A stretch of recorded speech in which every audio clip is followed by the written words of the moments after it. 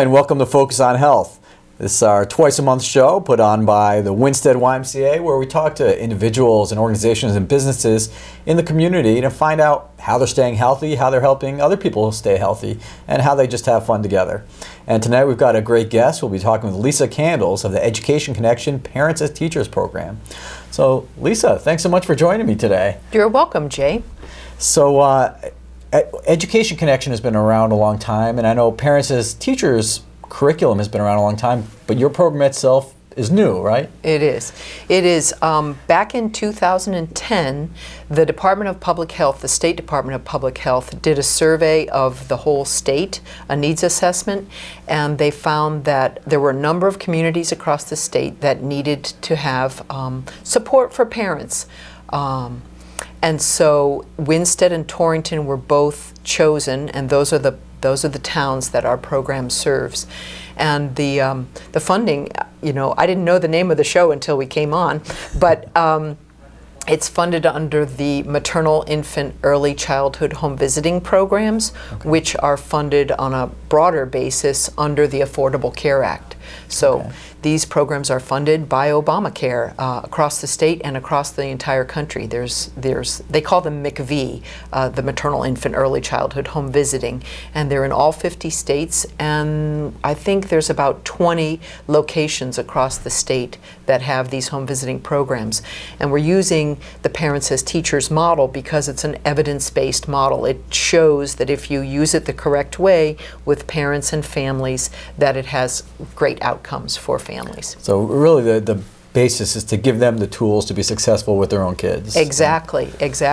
One of the beautiful things they were talking about is that our workers, our home visitors, are trained, and then they go in and they work with parents, and they wonder together. And the people that we have trained have backgrounds in child development and a lot of education, and a lot of the Parents as Teachers material focuses on child development, kind of what to expect when, how to support optimum growth, a lot of information and material about brain development, and those kind of things. And then, lots of ways you can have fun and be healthy and be fit together. So that's wonderful. So how long have you been doing this now? I just came to Education Connection in March. After 26 years working in Hartford with families and children, doing similar things. One of the other programs in the state that also works with families through home visiting is called Nurturing Families. And there is a program that serves this whole region, the whole Litchfield County, which is through Family Strides.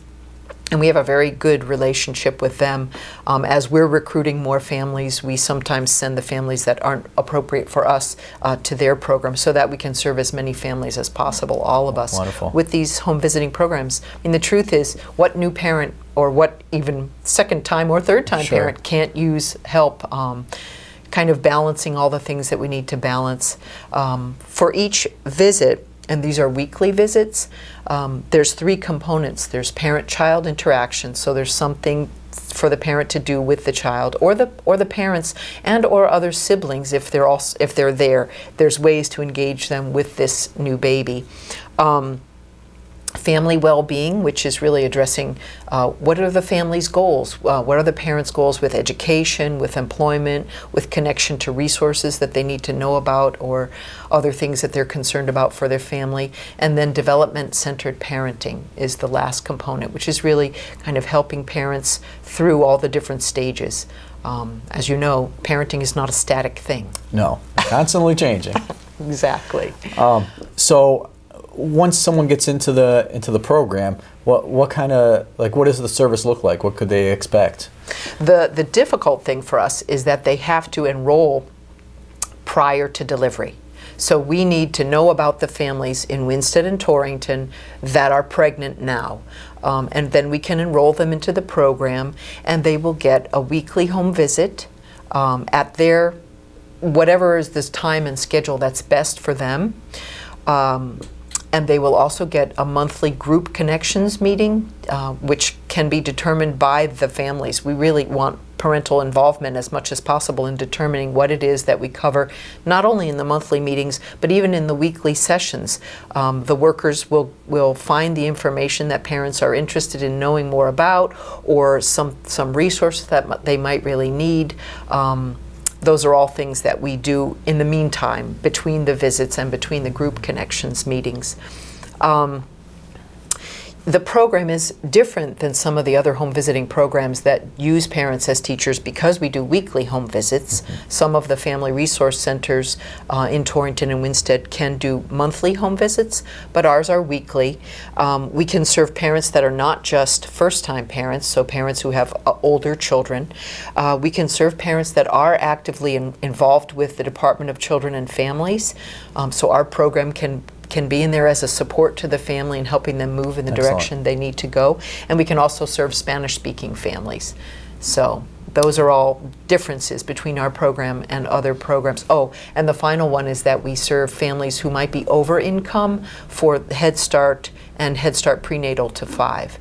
Okay. So because it's a health program, that's really why they want us involved with the families early, during the prenatal period, to help there be really positive outcomes. It's a critical stage. Yeah. Exactly, to help, make sure that the family has the support that they need, that the mom has the support, that the dad has the support, and then that there can be a healthy birth outcome for that baby. The other component that we have is we have a worker that works with the men, with the fathers. And there's an evaluation component for that, but right now we just got the word the other day that we can take any fathers into our weekly father support group. It's using the 24/7 Dads curriculum, which some people might be familiar with. Now, these are just the fathers of the kids you're serving, or fathers? Any father. That's any terrific. father of any child can come to and even stepfathers or men that might not be the actual biological father of a child but be serving in the role as a dad. They can come to our father support group. Well, that's excellent. And we're going to be really exploring having those groups be back and forth between Torrington and Winsted. Or maybe we'll have just a Winsted group and just a Torrington group. So. Well, that's great. I'm sure there are lots of people. I mean, we see, as I'm sure you know, through the Y, particularly through our housing unit, our shelter, a lot of families who are in need of a lot of services and can definitely benefit from these programs. Mm-hmm. Both either if they're pregnant or a lot of fathers. Mm-hmm. So I'll have to make sure. Now, obviously, the best way to promote any program like this is getting out there, like you are now, getting on TV, but certainly making those connections throughout the community. So how have you guys really been getting the word out there about this program? Oh gosh, since March I've been visiting everybody and their brother and sister. There's some really wonderful organizations that you have in this community. Coming from Hartford, it's new to me, but the collaborative spirit is really remarkable, and the way that the communities have pulled together, because you pulled together and got all this data and things. That's why this program is in these two towns. You have wonderful advocates here in Winsted through the Cradle to Classroom, your Early Childhood Collaborative. Sure. Ruth Ann Horvey has been phenomenal. She's a phenomenal wealth of knowledge. My staff came and toured Winsted with her, learning about the different resources in this community. She's a real asset in town, yeah. Yeah. And then in Torrington, there's the Torrington Early Childhood Collaborative, which also has many, many people that are part of that collaborative. And then we've been meeting with mental health providers, with health providers, with child care centers. The staff have been doing an awesome job going out and doing recruitment to anybody that really works with families and children. We're going to be meeting with the pediatricians groups and the OBGYNs, but they've been going out individually to those places as well to spread the word.